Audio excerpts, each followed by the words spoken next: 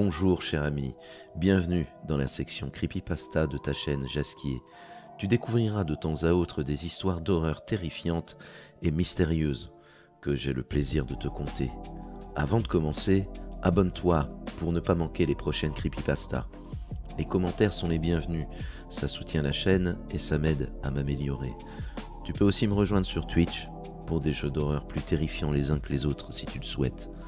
Le lien de la chaîne se trouve dans la description de cette vidéo ou tape simplement Jasquier sur l'appli Twitch. Tu es prêt? Alors éteins la lumière, allume quelques bougies et laisse les ombres t'envahir. J'étais assis dans la cuisine, les bras ballants. Je ne savais pas quoi dire après ce qui était arrivé à Brady. L'envie de pleurer me tiraillait, mais je devais me montrer fort. Maribel se trouvait devant moi, assise elle aussi. Elle tenait toujours dans ses mains le couteau de chef. Elle faisait bouger son reflet sur le couteau. Elle avait un air triste, paniqué aussi. Mais elle non plus ne pleurait pas. « Je n'arrive pas à y croire, dit-elle. Pourquoi Brady? Pourquoi ça lui est arrivé, alors qu'il a toujours été si gentil ?» Sa voix tremblait d'émotion. « Je sais pas, j'y comprends rien, dis-je. »« Est-ce que nous aussi on va mourir ?» me demanda Maribel. Je ne savais pas quoi répondre à cette question. Tout à coup, je repensais aux photos. Je sortis ma photo de ma poche, elle n'avait pas changé, et j'étais toujours à côté de cet arbre, ce qui signifiait que mon heure était proche. « Maribel, tout à l'heure tu nous as dit que ta photo avait changé, mais tu ne nous as pas dit ce qu'il en était exactement. Est-ce que je peux la voir ?» lui demandai-je. « Oui, tiens, mais je ne comprends pas ce que ça veut dire. Juste qu'on dirait que ça se passe cette nuit. » Je regardais la photo de Maribel, on la voyait, dans le garage de la maison de la maman de Brady. Maribel essayait d'ouvrir la porte du garage tout en regardant derrière elle, l'air complètement paniqué. J'allais de ce pas inspecter le garage. Il y avait une caméra de surveillance, probablement ce genre de caméra programmée pour prendre une photo au moindre mouvement. Malgré ça, ma photo n'avait pas changé. Je revenais dans la cuisine pour parler de sa photo à Maribel. « On dirait que tu es paniqué à l'idée de ce qui arrive derrière toi, » lui dis-je. « Oui, mais ça ne nous aide pas vraiment encore une fois, » dit-elle. « Bon, essayons de réfléchir. Je sais que c'est difficile là tout de suite, mais je crois qu'on n'a vraiment pas le choix. » Maribel hocha la tête en regardant vers le sol. La photo de Brady suggérait que sa mort allait arriver vite, tout près d'ici. On en a déduit qu'il fallait partir, et c'est là que sa photo a changé. Il a paniqué, normal, et puis il est mort. La photo nous montrait tous les deux, en couple, comme si on devait être ensemble. J'ai l'impression que la photo voulait semer la discorde dans notre groupe, parce que de là, il y a eu un froid entre toi et moi, et entre Kazé et moi. Maribel me coupa la parole. « Quoi? Tu sous-entends que les photos ont leur esprit propre, leur volonté propre? Je sais pas, mais si les photos nous poussaient à faire l'inverse de ce qu'elles montrent, en nous faisant paniquer, en nous montrant notre mort probable, nous poussant ainsi à faire n'importe quoi, ou plutôt en nous poussant à suivre le mauvais chemin, qu'elles seraient les seules à connaître. C'est possible, tu penses ?» Maribel me regardait à présent avec beaucoup d'attention, ses yeux écarquillés.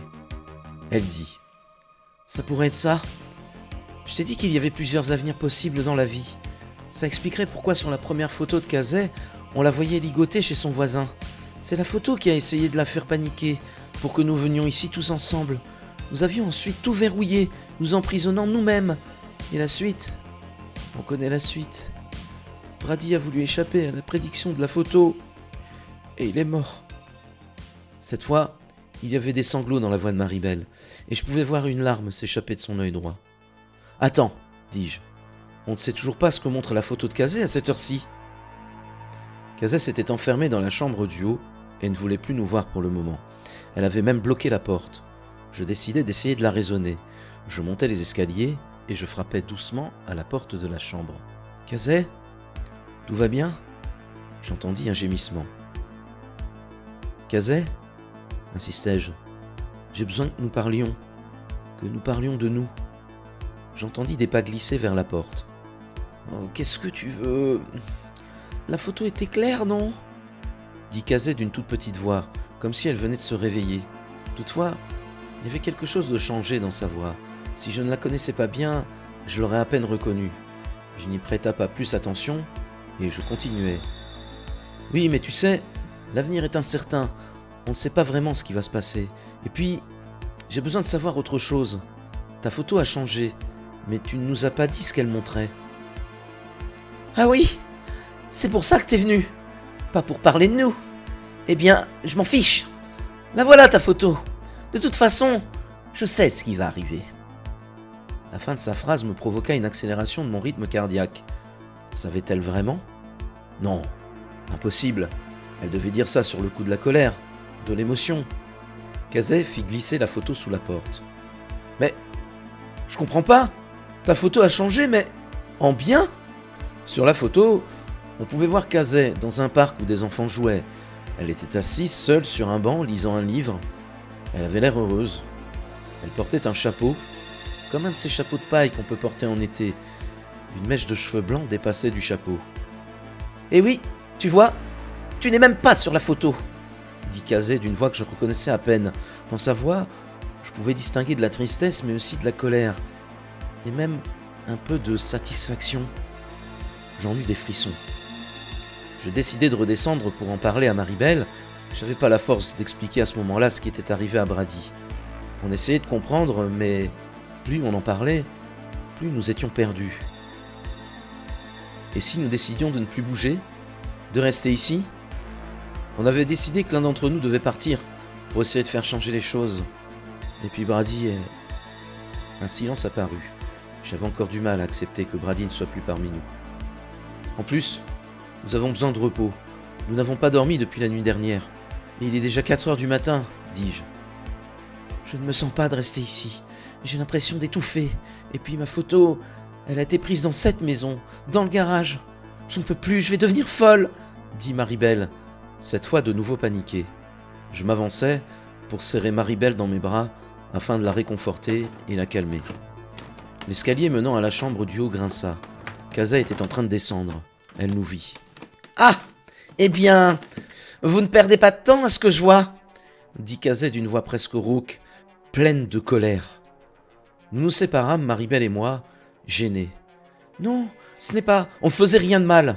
J'essayais juste de la réconforter, dis-je. » Le visage de Kazé devenait de plus en plus sombre de colère. « Et Brady, il vous encourage ?» dit-elle. Je serrai les poings et répondis. « Brady est parti. »« Parti ? Pour aller où ?» dit Kazé. « Il est mort !» cria Maribel, de plus en plus paniquée. J'expliquai alors à Kazé ce qui était arrivé à Brady. Kazé semblait attristé, et son visage plein de colère avait toujours le dessus. Quelqu'un frappait violemment contre la porte d'entrée, tout près de la cuisine. On pouvait entendre des voix, mais surtout une voix d'homme, très forte, qui criait « Ouvrez ! Je sais que vous êtes là !» Kazé fit de grands yeux et cria « C'est mon voisin! Il est là! Il nous a suivis! Il va nous tuer !» Avec tout ce raffut, la maman de Brady s'était réveillée. Elle était descendue et était maintenant dans la cuisine. « Mais qu'est-ce qui se passe ici ? Qui êtes-vous ? Où est Brady ?» criait la maman de Brady. On frappait de nouveau à la porte. Je n'ai pas eu le temps de répondre que la maman de Brady criait de nouveau « Sortez de chez moi !» Cette fois complètement paniquée, presque hystérique, Maribel hurla et se dirigea en courant vers l'arrière de la maison. En passant à côté de la maman de Brady, elle fit tomber cette dernière qui se retrouva affalée contre le sol.